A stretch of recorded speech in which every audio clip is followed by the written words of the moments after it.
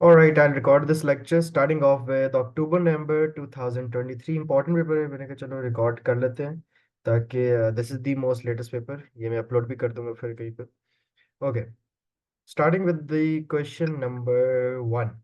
In the following list, underline all the quantities that are SI base quantities. अब base quantities के अंदर आपके पास वो 7 आती है। उन 7 बेस क्वांटिटीज के अंदर current, ampere, this is a base quantity. इसके अलावा time is a base quantity, जबकि फोर्स सर ये और और पेपर है चार्ज। सर ये और पेपर जो आप कर रहे हैं जो मैं कर रहा हूँ और आपने ये नहीं भेजा मुझे? सर मेरे पास जो क्वेश्चन नंबर 1 आ रहा है वो हाँ सर यही है सर यही है जी यही। यही है ना, ठीक है। तो चार्ज डिराइव क्वांटिटी और जो फोर्स है वो भी डिराइव्ड क्वांटिटी में आता है। चार्ज का डिराइव यूनिट क्या होता है? सर चार्ज का किसका हम्म सर? चार्ज का sir derived unit. Coulomb sir. नहीं। चार्ज का सर। हाँ, कूलम तो होता है। डिराइव्ड यूनिट क्या है प्रॉपर? ओ अच्छा S, ampere per seconds. Ampere ampere ampere second. Seconds ampere ठीक है, सेकंड्स। तो इनमें से बेस क्वांटिटीज फिर भी करंट ही है और एक टाइम है बस। फोर्स भी डिराइव्ड है, चार्ज भी डिराइव है। चार्ज इससे डिराइव होता है और फोर्स मास और एक्सेलरेशन से डिराइव होगा। Got it? तो आपने अंडरलाइन जी करनी सर। थी सिर्फ एसआई की base quantities. Under certain conditions, the distance s moved in the straight line by an object in time is given by s is equal to half at square, where a is the acceleration of the object. State two conditions under which the above expression applies to the motion of the object. ये equations of sir motion एक में तो बहुत use acceleration करते हैं। Constant होनी चाहिए, दूसरा सर Good. इसका जो टाइम है सर वो जीरो होना चाहिए, वो टाइम कह रहा हूँ उसकी जो इनिशियल स्पीड है वो जीरो होनी चाहिए। Good. Acceleration is supposed to be constant, और अगर यहाँ पे ut नहीं नजर आ रहा तो u would be zero as well. Compare qualitatively the acceleration of the car at t8 and t14. इन दोनों का मैग्नीट्यूड देखते हैं, 8 पे और 14 पे। 8 ये है और 14 ये है। It is the same, magnitude तो सेम। मैग्नीट्यूड क्या होता है? वेलोसिटी की वैल्यू। दोनों की 10-10 है, इसकी भी 10 है, इसकी भी 10 है। तो मैग्नीट्यूड इज इक्वल। बट अगर हम डायरेक्शन को देखोगे, एक +10 है और एक नीचे की तरफ आ रही है। ये वो वाला पॉइंट है जब हाईएस्ट से पहुंचा था और अब नीचे की तरफ आ रहा है, और नीचे की तरफ फिर नेगेटिवली भी इंक्रीज करेगा। द फर्क ये है कि डायरेक्शन उनकी बस ऑपोजिट है। क्लियर है? जी sir. Determine the magnitude of the acceleration of the car at time 4 sir gradient seconds. निकाल लेंगे। किधर है 4 सेकेंड? ठीक है, आप ग्रेडियंट निकाल लो। ये तो है ही स्ट्रेट लाइन, कहीं भी पकड़ के निकाल लो आप। बेशक ये यहाँ भी निकालोगे तब भी वही आएगा, यहाँ कोई रैंडम ले लो तब भी वही आएगा, क्योंकि पूरी लाइन जो है वो इक्वल है। ठीक है, लेकिन कोशिश करना, अगर ले रहे हो तो दोनों पॉइंट या तो नेगेटिव में ले लेना, दूर दूर या हो। फिर अगर दोनों पॉइंट ले रहे हो तो या तो दोनों पॉइंट पॉजिटिव वाली साइड पे ले लेना। Try that. सर दूर दूर होना मैटर करता है। नहीं, कुछ नहीं होता। बस ये मैं कह रहा हूँ कि या तो दोनों पॉइंट जो लो तो नीचे ही लेना, या अगर दो पॉइंट है तो ऊपर ही लेना। ये नहीं कि एक ऊपर तो एक नीचे, वो साइन की गलती कर दोगे फिर कंफर्म, तो उस ठीक है तरह सर। बड़ी कंफ्यूजन हो जाती है। You can calculate the gradient. ठीक है, आंसर एक सेकंड चेक कर लेते हैं क्या आएगा।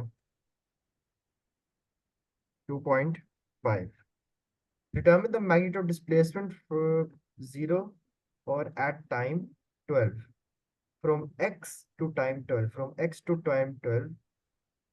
0 to time 12, तो क्या क्या आ जाएगा? ये ट्राइंगल और ये वाला ट्राइंगल। Got it? ठीक है सर। सर एक तो ये नीचे से नीचे से ये ऊपर वाला है ये वाला। हाँ जी, ठीक है। अच्छा ठीक है तो सर। एक तो नीचे वाला पूरा ट्राइंगल आएगा, ये तो कंप्लीट आएगा। ये जो ये वाला ट्राइंगल है ये आपने इसको ये आधा 12 करो तक आएगा। 12 तक, तो ये वाला आ जाएगा। ये नहीं लाना आपने। तो you'll get sir your right sir. answer for the displacement। लंबी अलग अलग कर लेना और ऐड कर देना, डायरेक्ट नहीं करना। ठीक है, क्योंकि राइट एक के सर। अंदर आपके पास जो वैल्यूज आएंगी वो माइनस वाली आएंगी। तो इसके अंदर अगर आपने पूरा एक में डाला और बीच में प्लस डाला तो वो साइन कंफ्यूज हो जाओगे। पहले इसका अलग से निकाल लो, -10 × 4 करके हाफ, और फिर इसका अलग से, ही तो पॉजिटिव आएगा, 12 × 20 हाफ। ठीक है, और फिर दोनों वैल्यूज को जो अलग अलग आंसर है उनको ऐड करना, तो पक्के यहाँ पे 2 मार्क्स आपके कंफर्म हो जाएंगे। अगर वो डायरेक्ट करोगे तो जरूर वो ब्रैकेट लगाना पड़ता है और फिर वो साइन की गलती होती है। आराम से इसको ऐसे नेम कर लो कि ये ट्राइंगल 1 है, ये ट्राइंगल 2 है। पहले 1 का निकालो, आंसर आए 2 का निकालो, फिर उन दोनों को ऐड करना। Question number two. A high altitude balloon is stationary in still air. A solid sphere is suspended from the balloon by a string. The volume of balloon is 7.5 meter cube. Total weight is 65. हमेशा ऐसे data लिखा करो जैसे मैं लिख रहा हूँ. Calculate the density of the air surrounding the balloon. Density, volume, weight. क्या कोई दूर दूर तक ताल्लुक बनता है? कोई एक जो. डेंसिटी का और सर वेट का। हम्म. चलो. वेट इज नहीं equal sir, to maths M का जी. होता है सर, वेट का तो नहीं होता। ठीक है. और डेंसिटी क्या होता है? मास पर यूनिट वॉल्यूम. ठीक है. अब अगर मैं कुछ कॉमन ढूंढूं, क्या मैं मास को डेंसिटी इंटू वॉल्यूम लिख सकता हूँ? और अगर मैं वेट वाले फॉर्मूले में density volume multiplied by G लिख दूं, वेट हमें दिया हुआ है 65 is equal to density times 7.5 metre cube है, उसको कन्वर्ट कर लो.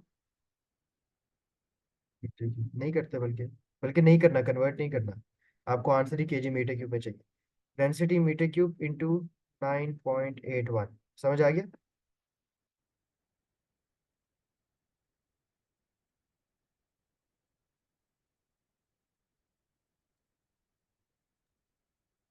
तो इस तरह करके you can calculate the density. आपका आंसर आ जाएगा 0.88 KG per metre cube. Got it? अच्छा सर, मैं इसका समझ लूँ जरा दोबारा। देखो. मैं वॉल्यूम सर आपने दिया हुआ है, ठीक है। मैथ्स हम निकाल लेंगे सर। और ऐसे क्वेश्चंस की बड़ी ट्रिक होती है. अब आपको क्या क्या दिया हुआ है? आपको दिया होता है वॉल्यूम, वेट, डेंसिटी. ये तीनों एक फॉर्मूले में नहीं आते. आपको इतना पता है, ठीक है. अब ऐसा कोई फॉर्मूला कहीं पढ़ा भी मुझे नहीं आ है, गई सर, बंदा हाँ जी। कंफ्यूज हो जाता है. नहीं तो आपको जब भी ऐसा कोई क्वेश्चन दिया हो ना, सबके अलग अलग फॉर्मूलाज लिखना शुरू कर दो. इन सब के उठा के अपने फॉर्मूलाज लिखना शुरू कर दो. डेंसिटी का लिखो एम ओवर वी. डब्ल्यू को लिखो एम जी. वॉल्यूम को लिखो डेंसिटी इंटू वॉल्यूम. अब इन तीन के दरमियान आप लिंक्स बनाना शुरू करो. और इनमें देखो आपको क्या क्या दिया हुआ है. वॉल्यूम दिया हुआ है मुझे, जी मुझे दिया होता है, वॉल्यूम दिया होता है, डेंसिटी निकालनी. फिर इन लोगों को मिला के देखो कि कौन किसकी जगह पुट कर सकते हैं. आप देखो मैथ्स मैथ्स कॉमन आ रहा है. समझ आई? तो फिर हमने वो फॉर्मूला डिराइव कर लिया. क्लियर है? जी sir. W is equal to m g. Mass is equal to rho into v. तो मैंने W is equal to rho v into g formula बना लिया एक. The string breaks releasing the sphere. State the magnitude of the acceleration of the sphere immediately after the string breaks. अब string टूट गई है, ठीक है. The upthrust on the string is negligible. मतलब कि एक्सेलरेशन कांस्टेंट. तो 9.81 ही हो गया अगर स्ट्रिंग टूट गई, ये वाली. ठीक है. और अब ये हवा में फ्रीली स्फीयर गिरने लगे तो किस स्पीड से गिरेगा? 9.81 से. सर क्या मुझे और समझ नहीं आया, एक सेकंड। अच्छा ठीक वर्क है, इस समझ आ तरह गया, है समझ आ गया, समझ आ गया, कि ये समझ आ स्फीयर गया। टूट गया. अच्छा, उसकी जी सर। एक्सेलरेशन बताओ. मैंने ऊपर क्वेश्चन में देखो कि यहाँ पे नेग्लिजिबल लिखा हुआ है, कोई भी फोर्सेस नहीं है, air time resistance rate one वगैरह, जी। अप थ्रस्ट जिसको कह रहे हैं ना, तो वो नहीं है. मतलब ये जब टूट के गिर गया तो फ्री फॉल हो जाएगा. ठीक है, यहाँ बेशक लिख देना free fall. State and explain the variation, if any, in the magnitude of sir acceleration of the sir sphere. हाँ जी. सर, हम जो वो डेंसिटी वाला सवाल है तो इस तरह कर सकते थे कि मैथ हम निकाल लेते हैं एम वो वेट वाले से डिवाइड बाय 9.81 करके, और डिवाइड बाय वॉल्यूम हमें गिवन है, और वेट फिर कैसे डेंसिटी के निकालते? लगा ली। सर वेट उसमें गिवन दिया हुआ है ना सर, वेट हाँ तो ठीक मैथ्स है. निकाल लेते सर। मैथ्स, और फिर डिवाइड बाय वॉल्यूम गिवन था तो इस तरह। हम्म. मतलब कि मैथ्स और 65 वॉल्यूम का डिवाइडेड फॉर्मूला। बाय 9.81 पहले मैं करूँ मैथ्स निकालूं. जी सर, उसको डिवाइड करने से 7.5 से। देखो आंसर आता है.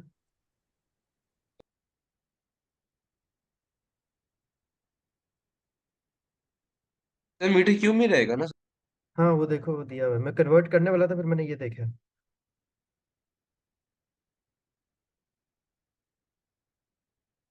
मेरे ख्याल से आ जाएगा.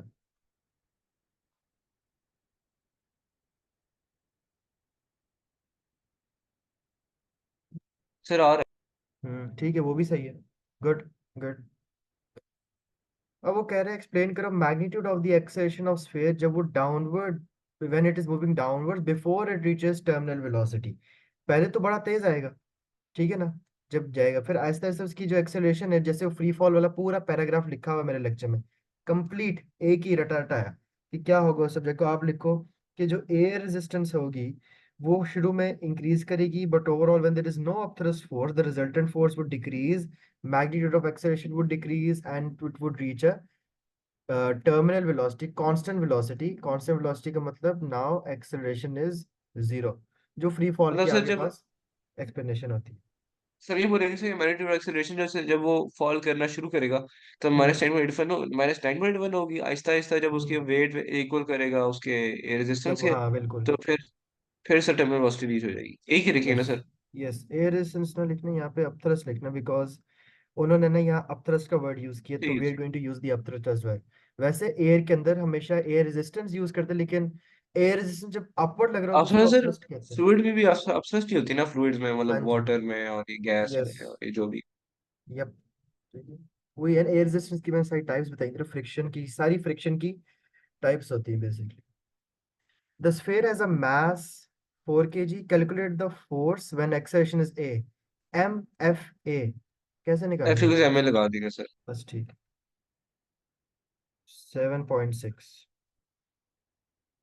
A vertical rod is fixed to a horizontal surface of the table. A spring of mass 7.5 grams is able to slide along the full length of the rod. The spring is first pushed against the surface of the table, so it has an initial compression of 21 centimeter. The spring is then released so that it leaves the surface of the table with a kinetic energy of 0.048 and then moves up the rod. Assume that the spring obeys Hooke's law and initial elastic potential energy. Hooke's law भी obey कर रहा है, F is directly proportional to x, और initial sir elastic हमें पहले potential F energy जो भी। के ई निकालें, एफ जो के ई, उससे सर हमने वो फोर्स नहीं है ना, देखो इलास्टिक पोटेंशियल एनर्जी का क्या मतलब है कि फोर्स हम सारी निकाल जो नहीं सकते उसको काइनेटिक इस तरह एनर्जी है वेट ना, करके। वो सारी काइनेटिक एनर्जी ईपी में बदल गई है, इलास्टिक है तो काइनेटिक एनर्जी ईपी में बदली है।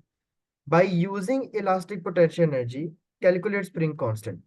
क्या मैं ये सपोज कर सकता हूँ बिकॉज हुक्स लॉ ओबे हो रहा था and the compression in the spring is equal to the kinetic energy, इसका क्या मतलब हुआ ठीक है कि जो सर, काइनेटिक समझ आ गई एनर्जी की समझ आ गई वैल्यू सर, है उसको हम वही, सब्स्टिट्यूट कर देंगे। हाँ जी, वही ईपी की होगी। तो ये जो 0.048 मतलब सर जूल्स हम हाफ काइनेटिक के एनर्जी दी हुई एक्स, है ना, हाँ सर जी वो हाफ के यूज एक्स करें। स्क्वायर लगा देंगे ना, वो जो हाँ वो सेंटीमीटर लगा। 2.1 सेंटीमीटर एक्सेलरेशन है, हाफ के एक्स स्क्वायर लगा देंगे। हमें पता है पोटेंशियल एनर्जी पता है हमें, एक्स स्क्वायर जो होगा उस तरह के निकाल लेंगे। ठीक है, ये हाफ इंटू के इंटू 2.1 इंटू 10⁻⁻² था स्क्वायर, हो जाएगा के। हाँ जी सर हो जाएगा। Calculate the speed of the spring as it leaves the surface of the table. Sir half M V square. Good. किसके इक्वल करेंगे? सर जो हमें वो पता है जो ऊपर जो दी हुई है वैल्यू हमें, दी हुई है ठीक है, zero point zero zero point four zero eight four eight वही इलास्टिक इलास्टिक पोटेंशियल भी है और वही काइनेटिक एनर्जी भी है। यही आपस में इंटर कन्वर्ट हो रही है। ये बात कहाँ से पता लगेगी क्वेश्चन के, बताओ? सर उसने बताया ना कि kinetic compress the velocity of potential energy of the compressed good, spring is equal to kinetic energy. Good. मतलब sir there is no energy. Loss नहीं हुआ है, loss is equal to gain completely, ठीक है। अब इधर ही हाफ एम का है 7.5 7.5 इसको डिवाइड बाय 1000 नहीं करेंगे सर? पी स्क्वायर, देखो 7.5 करना है ना, हाँ, इंटू 10⁻³ और वी स्क्वायर आपके पास निकल आएगा 3.6। The spring rises to a maximum height, और अब ग्रेविटेशनल पोटेंशियल एनर्जी 0.039 दी हुई है, निकल आएगी हाइट क्या हो जाएगी? Sir M G delta H.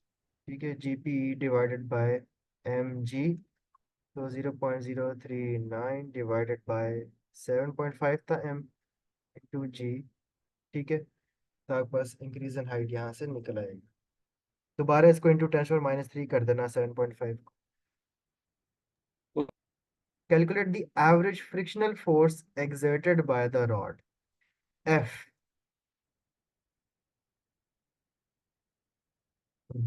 Sir delta P और डेल्टा टी, टी तो गिवन ही नहीं है। वो स्ट्रेच हुआ और फिर हल्का सा ऊपर गया, मतलब यहाँ तक गया वापस, ठीक है। जब सर उसकी half height, F equal to K E कर सकते हैं ना, एफ इक्वल टू के।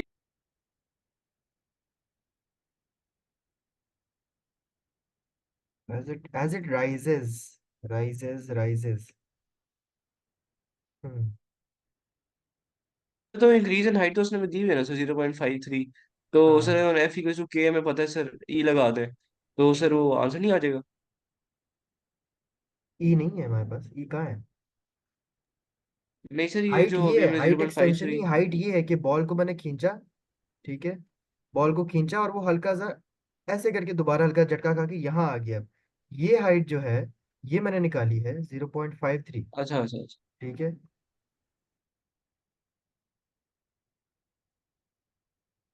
Work done is equal to F into D. और अगर हम इसको खींचने में और इसको राइज करने में, ठीक है, खींचने में 0.0, डिस्टेंस हम यूज करेंगे 0.53 का, हाँ और वर्क जी, डन हमें पता है, फोर्स निकाल लेंगे। वर्क डन यहाँ वाला चाहिए, इतने से रीजन वाला। वो आएगा 0.058 खींचने वाला minus the change in height 0.039 वाला, डेल्टा डब्ल्यू। ठीक है सर। इसको कर दो, 0.048 minus 0.039 is equal to F into 0.53। Got it?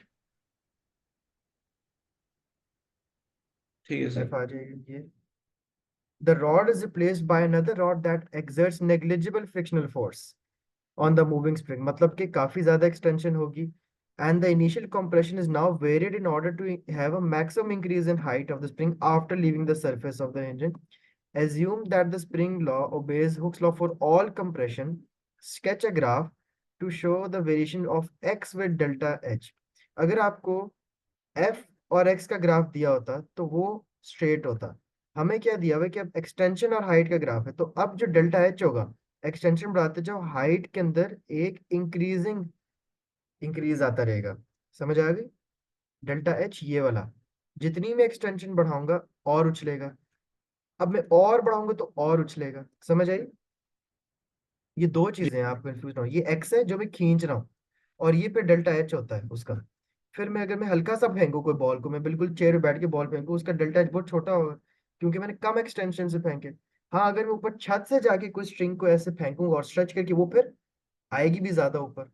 तो वो ज्यादा ज्यादा एक इंक्रीजिंग ग्रेडियंट के ऊपर ग्राफ होता जाएगा। तो फिर डायरेक्ट अब क्यों? डायरेक्ट क्यों नहीं है? जी सर। इट्स वेरिंग, ये वेरिंग होता है। डायरेक्ट होता है अगर आपको यहाँ पे एफ दिया होता, जो आपके पास हुक्स लॉ वे होता है, हुक्स लॉ आपके पास एफ और एक्स का होता है, वो हमेशा स्ट्रेट लाइन रहेगी, चाहे कुछ भी हो, चाहे डिक्रीजिंग हाइट ग्रेडियंट हो, चाहे इंक्रीजिंग हो, लेकिन this is always going to vary जब डेल्टा एच और एक्स आती है। Got it?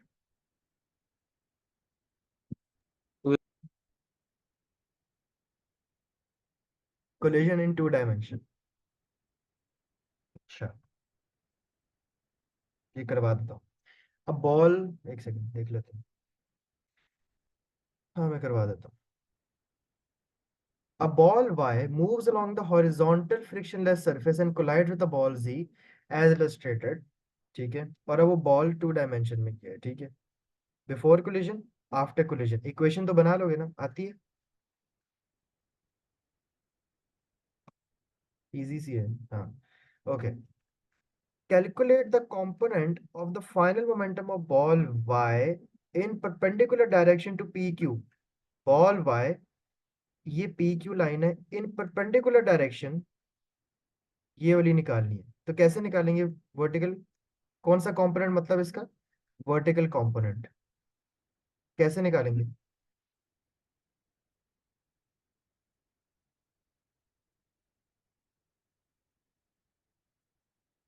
It will be, sir हम क्या करेंगे, मोमेंटम चाहिए ना सर। तो बॉल वाई का सर, जो हमारे पास जो एक तो उसका मैथ दिया हुआ है, तो मुझे कैसे मैथ हम पता है सर कि वही यूज वर्टिकल करेंगे। कंपोनेंट निकालना था, हॉरिजॉन्टल नहीं? तो पेंडिकुलर टू लाइन ठीक है ना सर? हाँ, गुड है, ठीक है। तो momentum is equal to M V sine theta कर दो बस।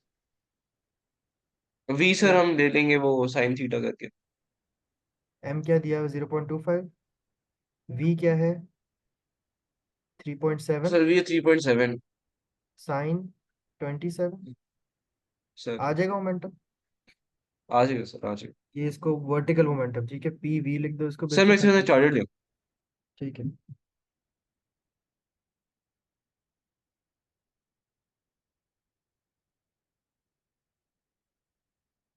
अच्छा।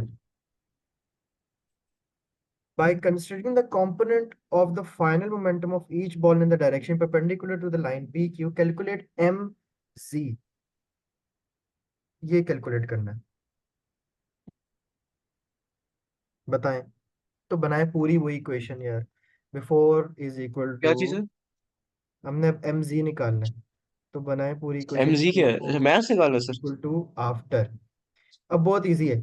एम वाई दिया हुआ है, एम वी दी हुई है, और वी जी दी हुई है। यू जी नहीं है। एम वाई यहाँ निकल आएगा अननोन। ट्राई करें खुद ही, फिर मैं अगर ना हुआ तो फिर मुझे बता दो। अच्छा वन मार्क का है ये। ट्राई करें calculating M G, equation before is equal to after की ही बनानी है।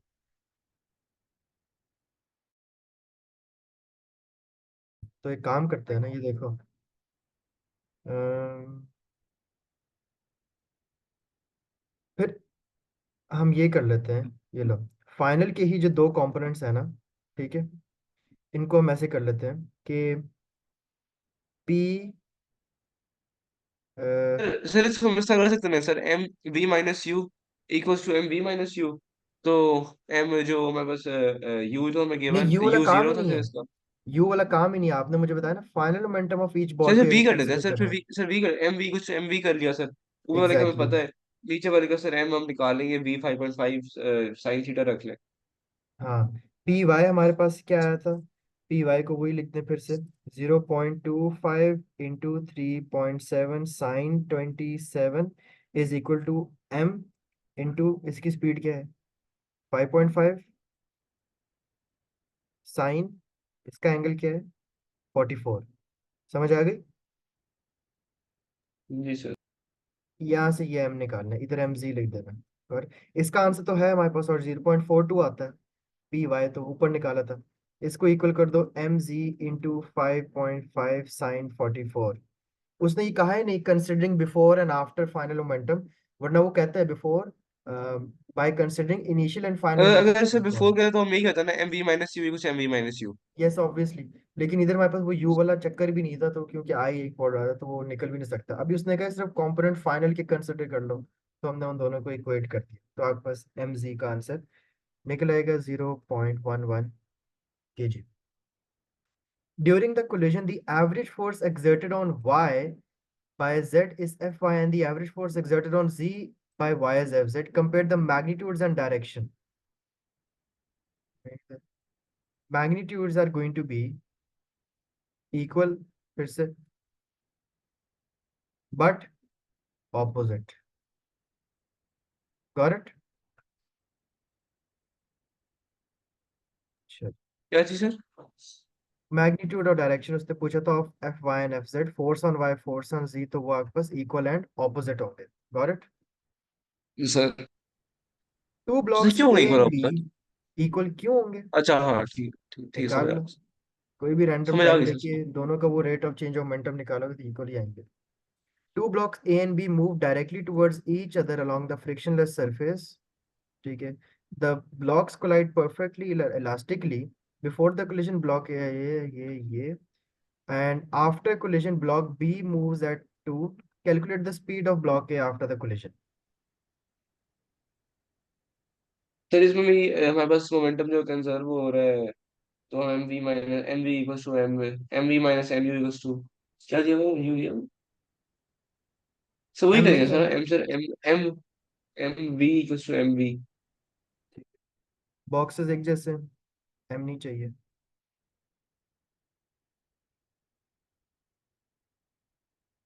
ठीक है। Two blocks A and B along a frictionless surface. mass कोई भी सर मैं रेफरेंस ले लो करूँ सर, इसको। ये हो सकता है आसान है सर ये तो। इसको देख ले, U1 क्या है? 4। प्लस U2 क्या है, -6 इज इक्वल टू V1 निकालना है, प्लस, और वो ओरिजिनल पाथ पे ही विद स्पीड ऑफ 2 है, मतलब इधर ही चल रहा था बी भी, ठीक है, -2। Got it?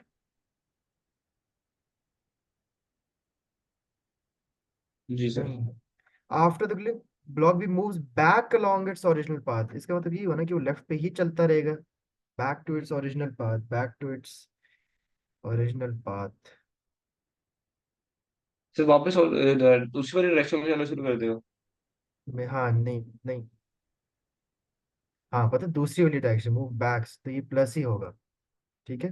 हाँ, तो ये नहीं कहा उसकी चेंज डायरेक्शन हो गई है, इधर से V1 निकल आएगा, मास कांस्टेंट है, ठीक है।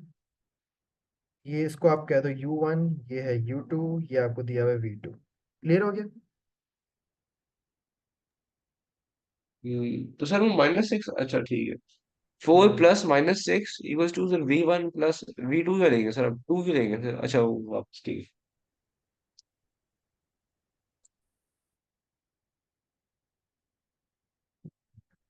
कुछ कुछ कुछ गेम है इसमें।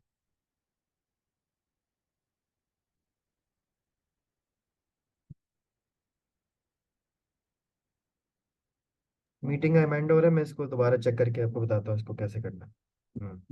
किसको एक सर? मिनट, मैं इसका बताता हूँ दोबारा, मीटिंग टाइम ओवर हो रहा है, मैं बताता हूँ इस क्वेश्चन का दोबारा।